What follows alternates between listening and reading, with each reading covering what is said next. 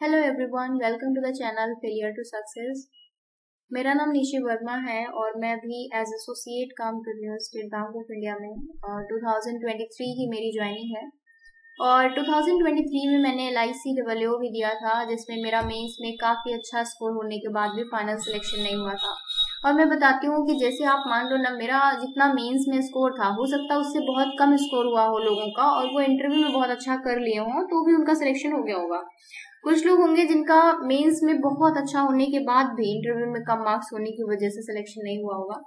Interview का experience तो मैं बाद में शेयर करूंगी। अभी मैं मेंस के रिगार्डिंग कुछ चीजें शेयर करना चाहती हूँ। जैसे जब 4 महीने पहले शायद मैंने एक वीडियो बनाई थी कि LICWO का शायद इस बार नोटिफिकेशन आएगा और उसकी प्रिपरेशन मैंने कैसे करी, वो सारी चीजें, ठीक है। तो उसके रिगार्डिंग मैंने वीडियो बनाई थी। तो ये मेरा स्कोर कार्ड है और ये मेरे चैनल पे भी पड़ा है। LICWO नाम से एक प्लेलिस्ट है, उसको आप देखोगे तो उसमें WO से रिलेटेड रिजल्ट, मेरे अटेम्प्ट कितने थे मेंस में, या फिर कोई मॉक टेस्ट या जितनी भी चीज उससे रिलेटेड थी वो मैंने शेयर किया था। तो मेंस में मेरा स्कोर यहाँ आप देख सकते हो, उस पर्टिकुलर वीडियो में देखोगे शायद वहाँ पे क्लियर दिख जाए, थोड़ा सा क्लियर नहीं है, शायद आपको दिख नहीं रहा होगा। प्रीलिम्स में रीजनिंग में मेरे 31 स्कोर था आउट ऑफ 35, क्वांट में 22 था आउट ऑफ 35, इंग्लिश में 24 था, यहाँ तो क्वालिफाइंग होता है बट फिर भी एक ठीक ठाक स्कोर था आउट ऑफ 24। सो टोटल मेरे 53 मार्क्स थे आउट ऑफ 70, तो मेरा प्रीलिम्स क्लियर हो गया था, ठीक है। और उसके बाद मेंस में रीजनिंग में 69 मार्क्स थे, फिर उसके बाद करंट अफेयर्स में 32 मार्क्स थे आउट ऑफ 60, डेटा इंटरप्रिटेशन में मेरे 90 आउट ऑफ 90 थे, इंश्योरेंस में मेरा 30 मार्क्स था आउट ऑफ 60, और इंग्लिश तो क्वालिफाइंग था डिस्क्रिप्टिव और मेरे 13.50 मार्क्स थे, ठीक है। तो टोटल मेरा 221 मार्क्स था। जो भी कट ऑफ गई थी, मैंने जो वीडियो शेयर किया उसमें देखिएगा, उससे मेरे 57 मार्क्स एबव थे मेंस में, ठीक है। तो ये तो स्कोर कार्ड की बात रही। आप सबसे पहले ना नोटिफिकेशन अच्छे से पढ़ लेना, बहुत सारी चीजें हैं। जैसे मान लीजिए आप डिफरेंट कैटेगरी से बिलोंग कर रहे हैं, SC ST OBC EWS, तो जो उसके सर्टिफिकेट और फॉर्मेट है, तो मैं आपको बताऊं कि जो यहाँ पे दिया हुआ है ना LIC की वेबसाइट पे, तो यहाँ पे आप सर्टिफिकेट और डिक्लेरेशन दोनों आप प्रिंट आउट निकालोगे, ठीक है, उनको फिल करना है। और तहसील से या जहां से भी आप बनवाते हो, DM SDM या तहसीलदार, जिनकी भी उस पे मोहर और साइन करवाना रहता है, स्टैंप वगैरह लगा के, यहाँ से आपको डिक्लेरेशन निकालना है, ठीक है। तो आपका पहले से OBC सेंट्रल का बना होगा, जो सेंट्रल गवर्नमेंट का सर्टिफिकेट बनता है ना, वो आपके पास होगा। तो क्या हुआ था लास्ट टाइम जब मेरा डॉक्यूमेंट वेरिफिकेशन था, तो उसमें जो पुराना वाला था, जैसे मान लो 2022 से 23 का मेरा पहले से बना हुआ है सर्टिफिकेट, तो वो भी वो लोग सबमिट कर रहे थे।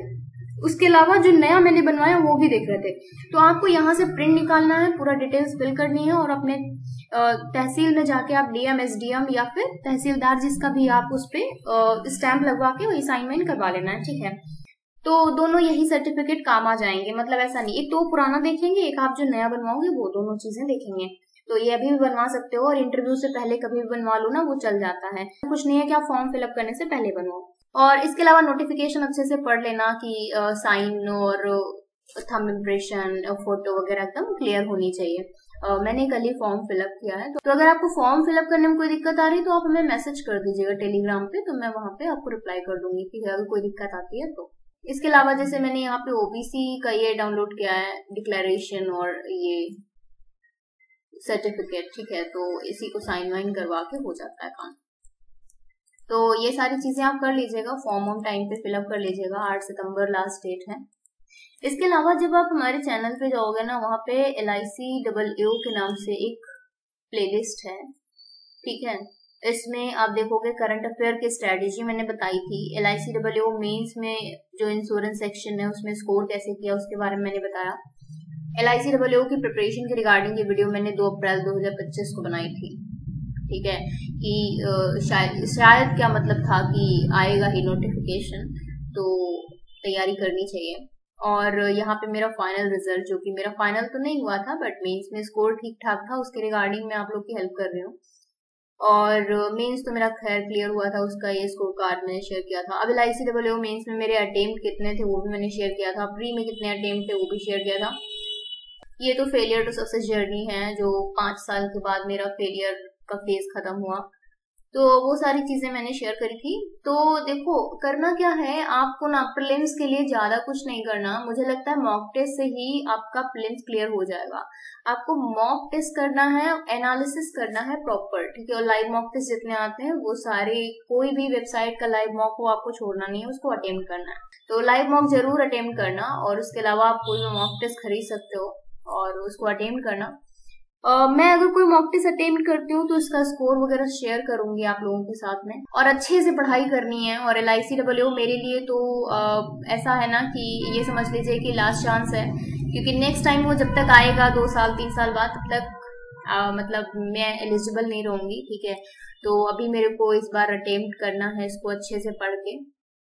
तो मैं टाइम निकाल रही हूँ, कोशिश कर रही हूँ कि मैं पढ़ पाऊँ अच्छे से। इसके अलावा मैं JIB का भी एग्जाम दे रही हूँ, ठीक है। तो मेंस इसका जो है ना LICWO का, वो 8 तारीख को है, 8 नवंबर। अभी टेंटेटिव है, बट ज्यादातर क्या होता है कि वही डेट रहती है।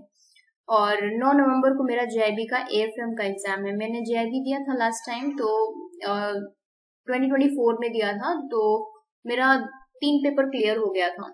और AFM नहीं हो रहा है, अकाउंटिंग एंड फाइनेंस मैनेजमेंट, और वो मैंने अभी, मेरा 3rd अटेम्प्ट है AFM। तो 1 साल में 2 बार होता है ना इसका JIB और CIB का एग्जाम। तो अभी मैंने 2025 में दिया, तो फिर से मेरा AFM क्लियर नहीं हुआ।